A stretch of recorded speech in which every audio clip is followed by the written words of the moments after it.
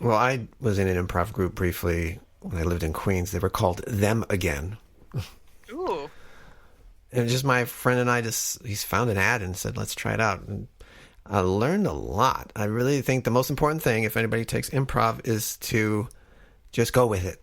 If someone sparks an idea, you got to go with it, or else it will fall apart. Yes, and. Yes, and that's right. Yep. Which is the part that I really think is a great philosophy of life, right? You know, life hands you something, say yes and. Go see where it takes you.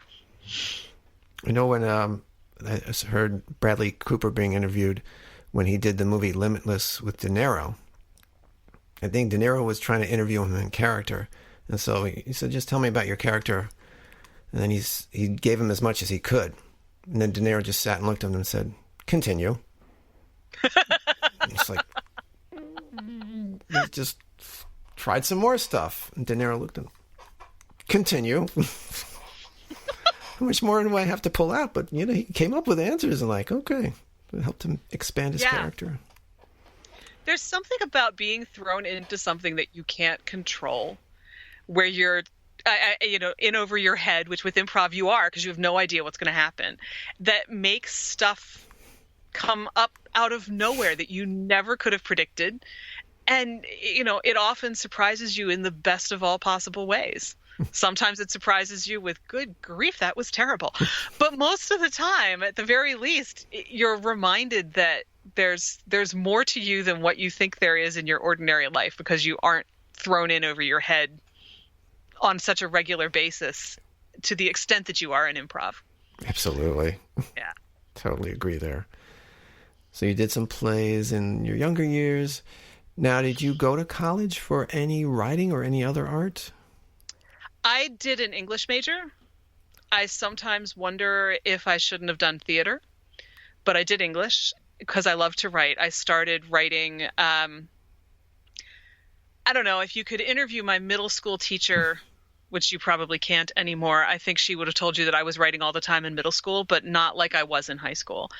And I will freely admit that I was writing tons of Doctor Who fan fiction before I even knew that there was such a thing. And I would write myself and my favorite Doctor Who friend into all of those stories, like you're not supposed to do, you find out when you grow up from being a baby writer. And so, by the time I got to senior year, it was like, yeah, I think I want to write.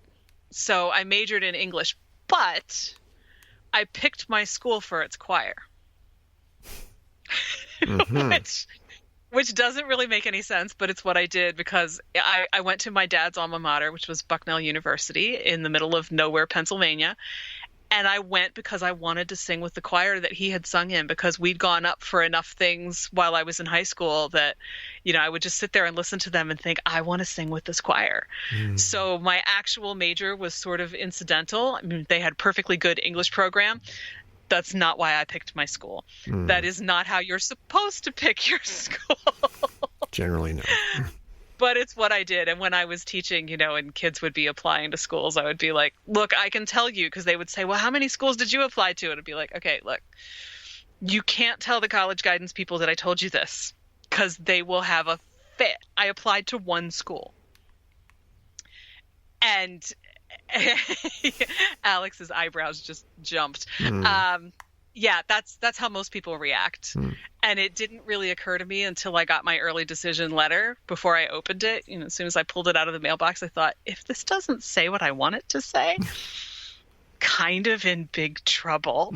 And then I had a similar moment when it came time to audition for the choir. It was like, right, so I got here. What happens if I don't get into this choir? I didn't think about that before. And I think I probably would have eventually, I would have kept auditioning and would have eventually gotten in. But fortunately, that was not a problem. Now, was there some point in time that you actually did stop writing? Yeah, I did. Not really consciously, but I think it was just, I'm out of school and I'm trying to figure out how to have a job. And it was, I finished college in 93, so not everybody had a computer yet. I certainly didn't. I didn't have enough money for one. when I finally got one, I would play with it a little bit, but I didn't really start writing again until I would guess it was maybe around 2005 when a couple of friends roped me into a fanfic contest or challenge. And it was, I got a prompt to write a West Wing story.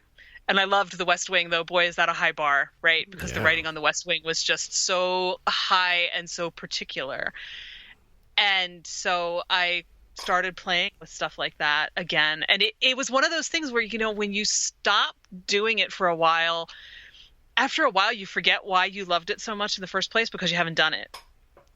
And then when I started, was like, oh, right. This feels really good. I like this. Even if I'm writing crap, it feels good to be writing. And, and I eventually started playing around with different prompts to write my own things. And I had one, and I've never really known what to do with this story, but it was a first line prompt. And the first line, I think, was, "The funeral was yesterday." And I typed it into my computer, and I had 3 paragraphs before I even really knew what was happening. And I sat there looking at it going, I don't know what these are. Who's talking? I have no clue. And so I got up and I did something else, and I came back to it because I was kind of curious, and I reread it, and I had 3 more paragraphs. It's like, okay, all right. I don't really know what this is about, but okay. And I spent the entire weekend like that, just kind of going back to it, and a couple more paragraphs would come out from nowhere. And by the end of the weekend, I was like, okay, I'm really curious to know what the heck is going on here.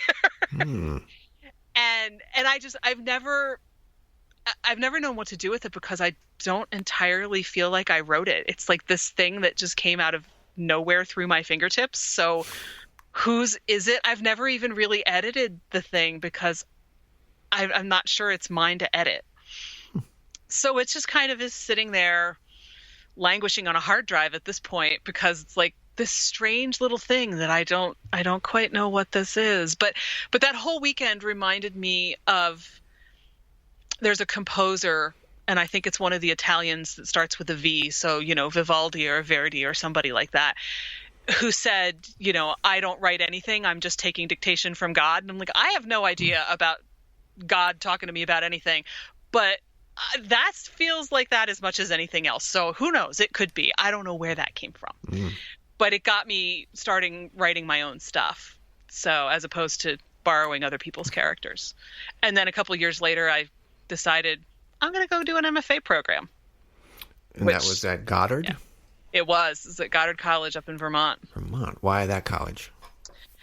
Because they had a low residency program.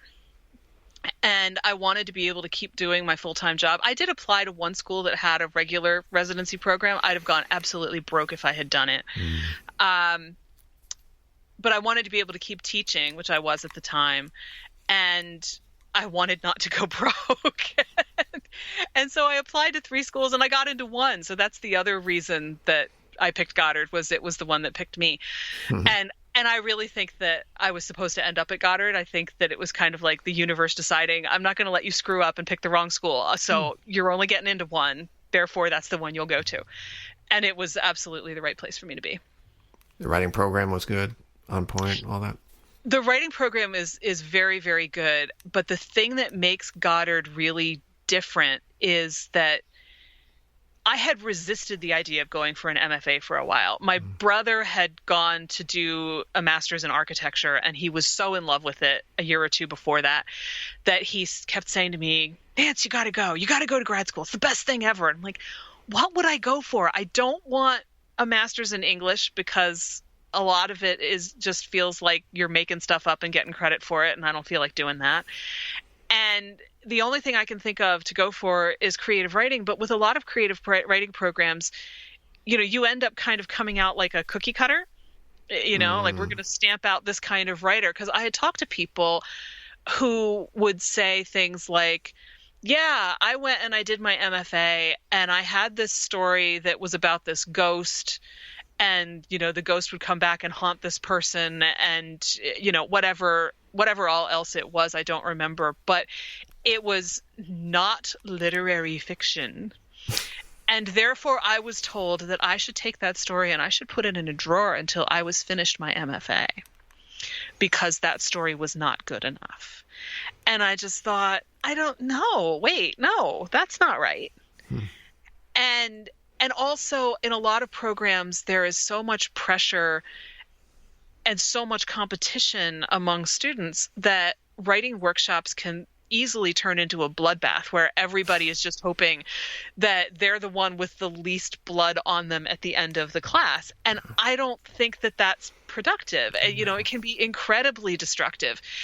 And so I was like, I don't want to do that. And Goddard, and I think part of it is because of the low res model. So low res means that at the beginning of each semester, I would go up to Vermont for a week. And I would see my friends in the program. There would be workshops offered during the week. We'd meet with our advisors. We'd come up with our own study plan, which I also think is part of this. You self-direct your program at Goddard. Wow. In conjunction with your advisor. So it's like, what do I want to learn this semester? I want to learn more about this. My advisor might have said, yes, I think you should learn more about this, but I also think you should look at this other thing. So here are the books that you're thinking of. I think these 5 are great candidates, but I'm going to throw in these other 2. And you look at those and see what you learn from them. Because really, the books are functionally your teachers. You read the books, you write about what you learned out of the books. Wow. And then at the end of the semester, you evaluate your work, and your advisor evaluates your work and decides if you had a successful semester, which basically is, did you learn what you wanted to learn?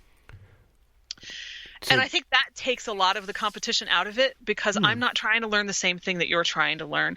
But also, you're only there for a week. And the workshops are, you know, here's a workshop on creating a really strong character through this method that you might not have known about before. Or let's look at graphic novels and how graphic novels work and how they are the same as comic books and how they're different from comic books. You know, it could have been anything. But then you go back home and you spend the rest of the semester working on your own, and you mail off your work. I assume that you still mail it postal mail, though this was 10 years ago, so maybe they do it online now. You mail off your work to your advisor. Your advisor goes through it up and sends it back to you. And, you know, you start the next packet all over again for five packets, I think it was, so 15 weeks. So there's not a lot of room for competition, and really everybody was very supportive. So, you know, if we'd show something to someone, you know, we would have writing assignments for our advising groups, and we would workshop those a little bit, but it wasn't like, you know, I'm going to tear apart the first chapter of your thesis novel and now you're going to leave and have no idea what you're doing or why you're even here. So it was just like a little exercise. And we would talk about those or about what we were struggling with our novel and whatever. And it wouldn't be, that's terrible, you shouldn't do that, don't you know any better? It would be, have you thought about this thing? Or maybe you want to think about reading this other book. This book is really good, and it, you know, you might learn a lot from it because in this book, Neil Gaiman does this thing, you know, that kind of stuff. It was really supportive and friendly. And yeah, it was absolutely the right place to be. I can't imagine being at a school where people tear each other to shreds all the time. No. And when you say reading books, were you reading actual fiction, or was Yes. it? Oh, so it wasn't like textbooks that you say on writing. Right. The textbooks were, you know, I did a young adult novel, so I did read Neil Gaiman's The Graveyard Book, for instance. And I read, I read one of Lloyd Alexander's books, The Book of Three. I read Philip Pullman's The Golden Compass, you know, because it was all, mine was a YA fantasy novel, so, which is to the surprise of no one so much as me. I did not expect that at all, but that's what it turned out to be. So it was like, okay, how does Philip Pullman create this magical world? It's like our world. There are places in it like Oxford that we all know, and yet how does he make it different? And it's not just everybody has this animal companion that's really part of their personality. It's all these other little things. So you're going through and you're reading the book looking for how does the author create this effect, or how do they use language over here to give this character a little bit more depth or make them more mysterious, or, you know, whatever happens to apply in a particular book. So the books really are your teachers. And every once in a while somebody might recommend reading a craft book, but not very often. And so you have to report back that you read the books, and then you're writing